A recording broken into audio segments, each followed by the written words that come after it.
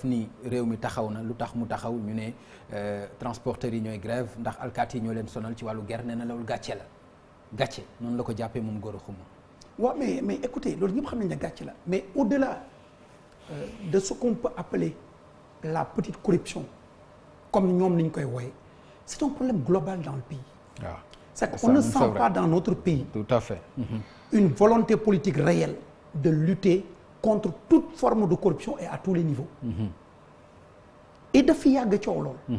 exemple bi ma lay jox ñaata rapport corps de contrôle la ñu jël depuis des années où il y a des allégations de détournement des allégations je dis de corruption donte amuñ preuve mais ay allégations la. et puis rapport yi mujjul faire. à partir de ce moment munoo topp ku ñuy tuumal ne 1000 francs la jël bàyyi ku lekk ay milliards.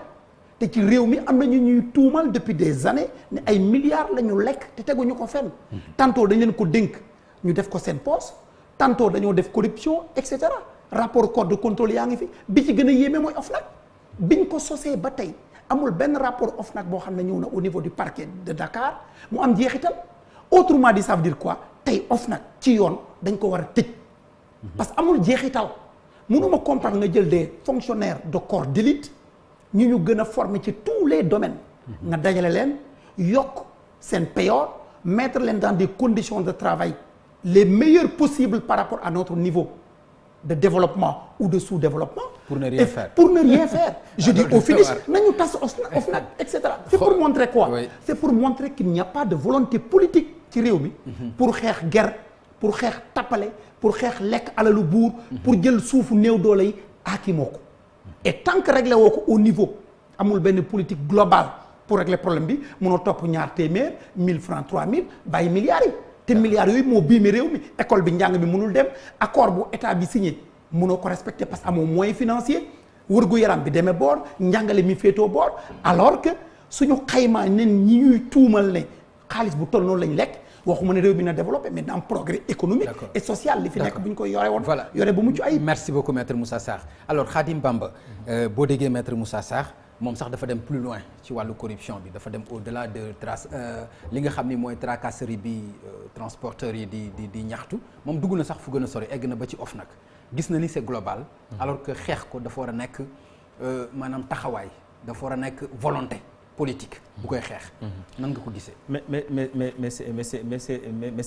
c'est vrai parce que le problème mooy loolu Pape Ngagne la ñuy woowee la pédagogie par l'exemple. gis nga lépp ci njiit li la.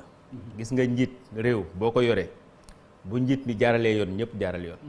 mais bu amee une grande corruption ci benn niveau bi. ñu ne ci ku ci nekk ca na nga toll foofu nga noonu ngay nangoo corruption. mais gis nga bu ñu commencé di sanctionner sévèrement et sans politique parce que le problème bi ñu am ci réew mooy politique dafa yàq lépp boo xoolee réew mi depuis 2012 opposants yi rek ñoo am problème ak justice bi et pourtant le président dafa waxoon créé yi pour ñoom la mais OFNAC pour ñun la mais booba léegi moo ji quoi y a rien 9 ans xaw ma 10 ans amul kenn koo xamante ne te amul ci kenn kuy dundee salaire am Sénégal gi lañ xam un salaire de 2000 c'est 2 500 000 amul ci kenn ku fi dundoo 2 500 000 de salaire c'est-à-dire que loolu gis nga bu ñu réglé wul problème mu nit ñi di am alal te kenn mënu la koo justifier nga bàyyi muy dem ku ci nekk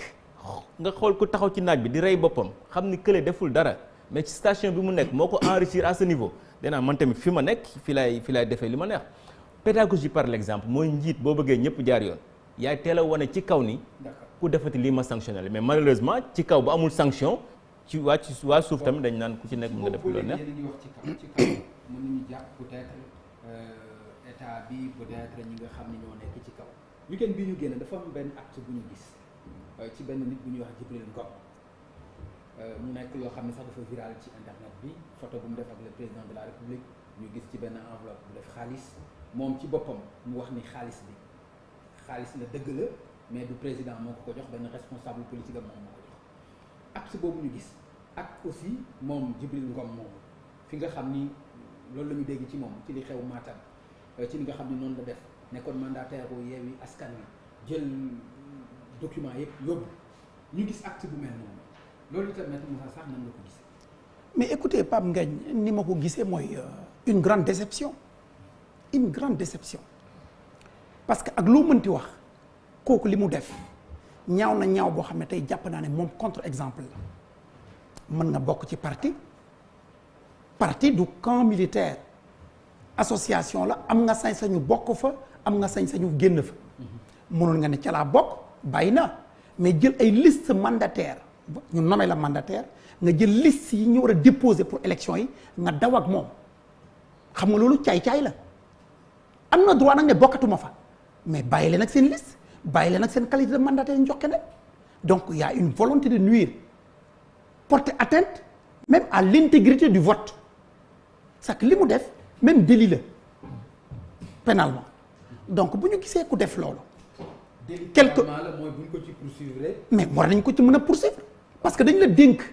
yëfu mbooloo jox la ay këyit. nga ci leaderu nga daw ñu wax ni dañ koy porter plainte. waaw nga daw ak moom. pour jéem leen a lor. heureusement que la justice a rétabli la loi et l'équité mais sinon aujourd'hui yow askan wi du am foofu candidat loolu ku ne war nga ko mën a ñaawlu ku nekk démocrate. abus de confiance la itam de ah. mais xeetu ñaawteef bu ne la. ok démocrate bu ne war nga ko ñaawlu. parce que démocratie jikko yu mel noonu amu ci place. léegi audience bi aussi. maintenant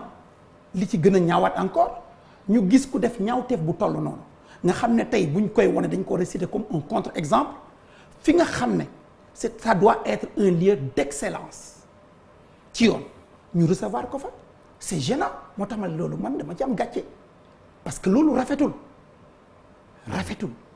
ci gis ci jëf ak lu ne donc man lu may naqaru la maintenant li ko waral aussi lan la bu ñu naxante c'est que Sénégal dafay am benn question de principe bu fi nekk ñu koy xeex war ko dindi pour des raisons de combine ou de combinaison politicienne ñu bàyyi ko fi ci jamono yu régime libéral waxoon nañ ne un chef de l'État warul nekk chef de parti régime libéral bi mu ñëw dañ ko fi bàyyi tey dañ ko fi bàyyi jàpp nga ne jaadu na réew mu mel ni Sénégal nga xam ne lépp sur priorité la nga bëgg a nekk chef de l'État nekk chef de parti man jàpp naa ne loolu méngoowul ak démocratie te loolu aussi dafay tardé réew mi tey boo waxee ñu lu ñu lay wax le chef de l'État et chef de parti mais ak lu mu ci mën doon man jàpp naa ne tant que séparé wuñ chef de l'État ak chef de parti jëf yu mel ni du fi jóg autant tey gis nañ ku ñu recevoir mu teg mbuusu xaalis nee na xaalis la fan la ko jëlee xaw ma mais en tout état de cause mbuusu xaalis bu mu yor la moo ko wax mais déjà ci régime bi fi passé gis nañ fi ay nit dem palais présidentiel ñu leen jox ay passe ñu xeex fa dóorante fa ay chaise ba mu damm def palais comme grand place. ok donc loolu lu ñaaw la mais li ko war a dindi mooy dañu war a séparer les fonctions de chef de l'État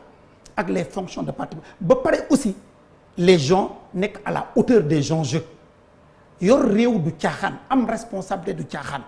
dafa am loo xam ne bu ñu la ko dénkee dafa am loo xam ne da nga ko war a bañ. gis nga démocratie. ok au-delà des textes au-delà des institutions cette culture la comportement la bu ñu nax suñu bopp état de droit ak démocratie lépp texte mën na ko régler dans toutes les grandes démocraties ngay dem dans le monde aux États-Unis en France en Angleterre les questions ne sont pas toutes réglées par les textes fixent les fondamentaux li ci des da ngay am culture démocratique culture républicaine am hauteur pour am yenn comportement te suñu classe politique bi ñenn ci ñoom muy ci kujjeeg ci nguur gi cette culture démocratique cette culture républicaine cette notion d'homme d'État dafa am ñenn ci ñoom dañ ko manqué. D'accord, merci beaucoup Khadim.